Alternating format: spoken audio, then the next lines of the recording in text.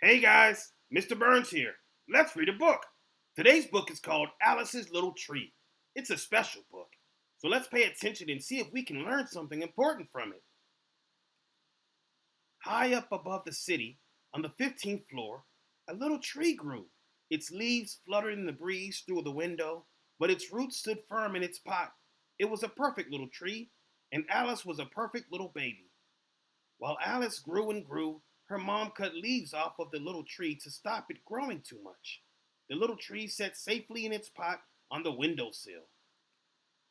The little tree's leaves turned brown in the autumn. Alice wriggled and kicked her cot as she lay next to Derby the dog, made by her mom. When the leaves sprouted in the tree in the spring, Alice crawled like a little crab across the floor. The tree's branches were bare in winter.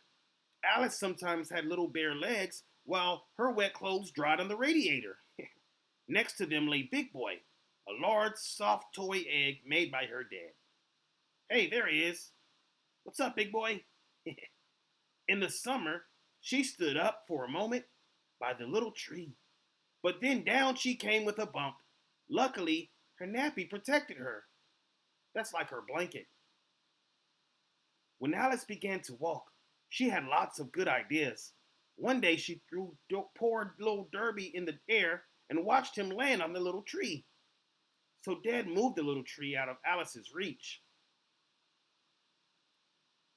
Alice said her first words while crossing the waste ground across the corner from the flat. Car keys, she said. Car keys, repeated Mom, dangling her bunch of keys in front of Alice. Alice bit hard on the keys. Her mom took them back all wet and shiny. I think she's getting more teeth, said Dad. For her second birthday, Alice's mom made her a city out of shoe boxes. Each building opened up, and inside were paper people made by Dad. Paper clothes from the paper people were hanging from a washing line tied to a little tree. Hey, that's creative. Alice's birthday cake was in the shape of a key. It had chocolate trickling down the sides. Soon, everyone had chocolate all over their fingers and clothes. At Christmas, Alice helped to decorate the little tree with 6 colored lights. Alice's present was in some bubble wrap.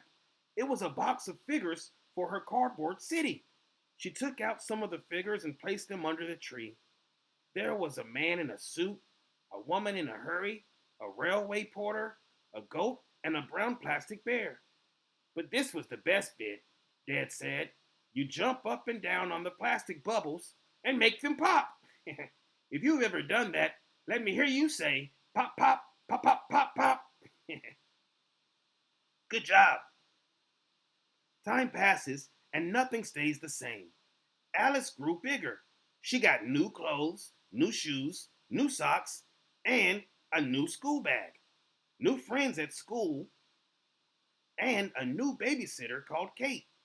Kate slept in Alice's cot with Big Boy and Derby the dog. The little tree had not gotten any bigger. It was still the same size on the windowsill. One day a pigeon tried to nest in the tiny tree. Baby Kate blinked as the bird flapped its wings. Then suddenly, the little tree fell to the floor. Oh no. There it lay, with its roots in the air. The room went quiet. Then Dad picked up the little tree and said, "Follow me."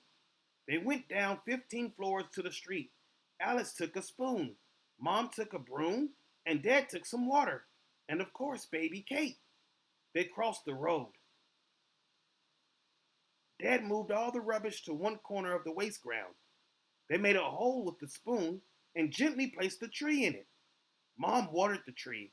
The little plastic people and the bear were in Alice's pocket. She set them down under the little tree.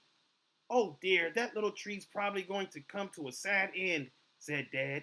Or maybe this is a happy beginning, said Mom. Alice was now tall enough to push the lift buttons herself. She liked the way they all lit up. That's the elevator. That was a long, long time ago. Now Alice and Kate are grown up and have children of their own. They bring the children to visit Grandma and Grandpa.